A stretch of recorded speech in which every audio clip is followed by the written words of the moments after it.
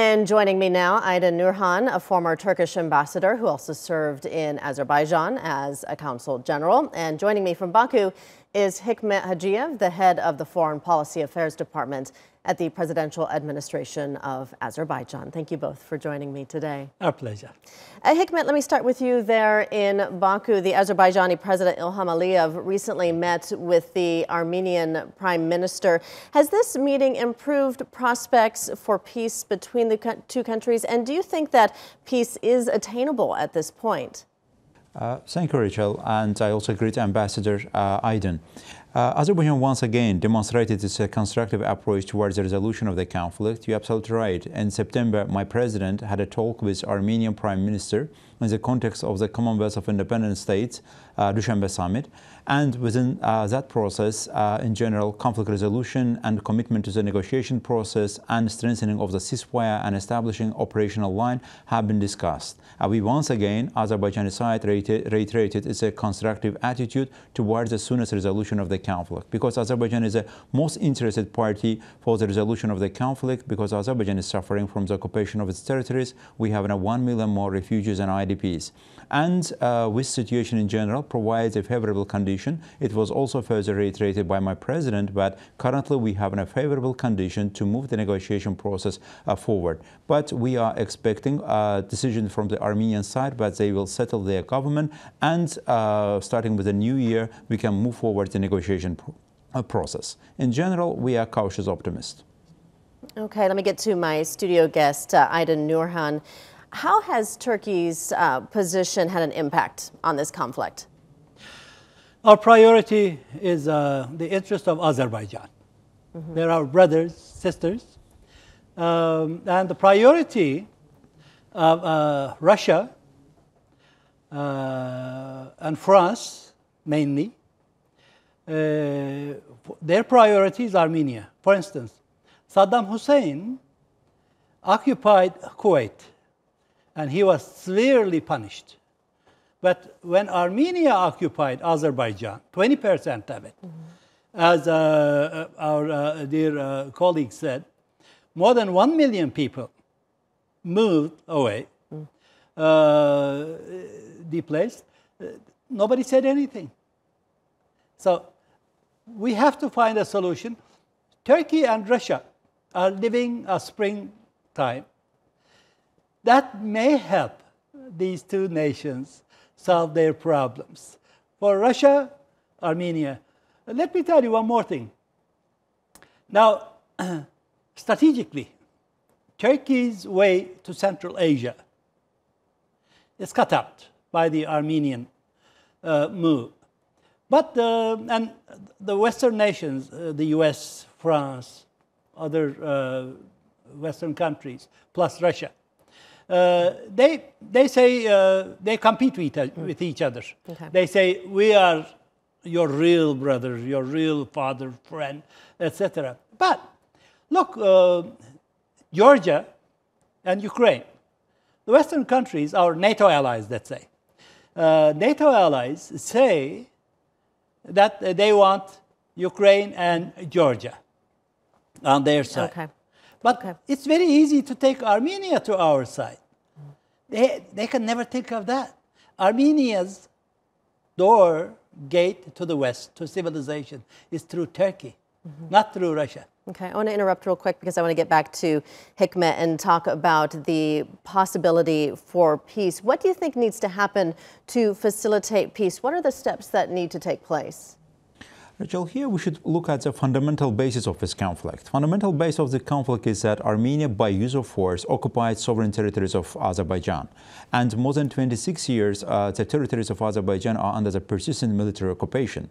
And in the occupied territories of Azerbaijan, Armenia also conducted notorious ethnic cleansing. A million more Azerbaijanis are living IDPs and refugees.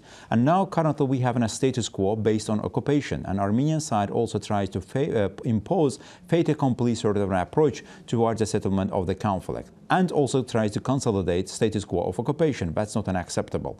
Therefore, to move forward for the negotiation process and for the settlement of the conflict, we should get rid of the fundamental issues of the conflict. That's an fact of occupation. And fact of occupation also demands withdrawal of Armenian troops.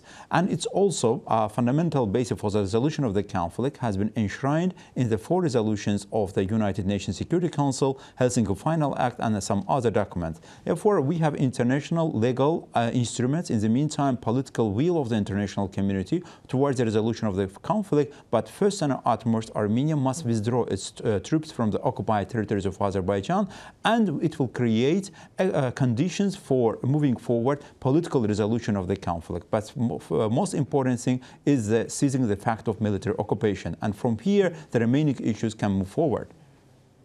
So if a peace deal is signed, do you think ethnic reconciliation is possible? Azerbaijanis and Armenians used to live side by side. Do you think that they could coexist in the future, considering past atrocities? Absolutely. You know, Azerbaijan is proud of its multicultural society, and different communities and ethnicities are living in Azerbaijan in a peaceful manner. And before the conflict, Armenians and Azerbaijanis lived peacefully in Nagorno-Karabakh region of Azerbaijan, including some other parts of Azerbaijan. And Azerbaijan has a very tolerant culture. And therefore, in the process of the conflict resolution process, as we already said, we should get rid of the fact of military occupation, and afterwards, an important step is the return of the IDPs and refugees to their homes. And within that process, of course, it's not an easy and it's a time-consuming process, but we can start wider ethnic reconciliation process and confidence-building measures. And in that context, we can also build on a wider regional cooperation. Ambassador also touched upon the regional context. It's also extremely important that we should look at the current situation of Armenia. As a result of this conflict, Armenia became a self-isolated country without any outreach to the neighboring countries, and also without any particular transportation links to the international community of wide world. And as a result of the conflict resolution process, Armenia will also have an opportunity to get a benefit, and most importantly, Armenian people can also benefit from the regional cooperation. And Azerbaijan fully supports all regional interactions and cooperation, also comes up with initiatives further strengthening regional cooperation and trade, including the transportation links. And in that process, Armenia can also get benefit.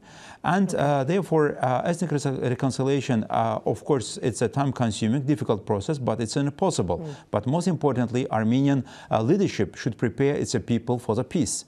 And they should understand that with the occupation and occupation of your neighboring countries' territories, and with the ethnic cleansing, and also imposing face a complete sort of approach towards the resolution of the conflict is a way to nowhere. And a peaceful neighborhood, first of all, requires a law-abiding approach or rule of law-based approach towards the neighbors, and also seizing the occupation and aggression, policy of occupation and aggression towards the neighboring countries. Okay, let's get back to my studio guest, Aida Nurhan. You'd mentioned the relationship between Russia and Turkey. Russia has traditionally been an ally of Armenia, but that relationship has actually been cooling lately. Does that open the door for Azerbaijan in this? Why not? Now, let me tell you, let's go to history and strategy. Russians ruled Central Asian Turks, Muslims. Turks ruled Orthodox. So we have a joint history, heritage, experience. My ideal, my dream for one day is in the Caucasus, which is in fact operating now in Armenia, whatever you find is Turkish made. Did you know that? I did not know that. Yes. So our economies are one economy. Can you think of Benelux countries?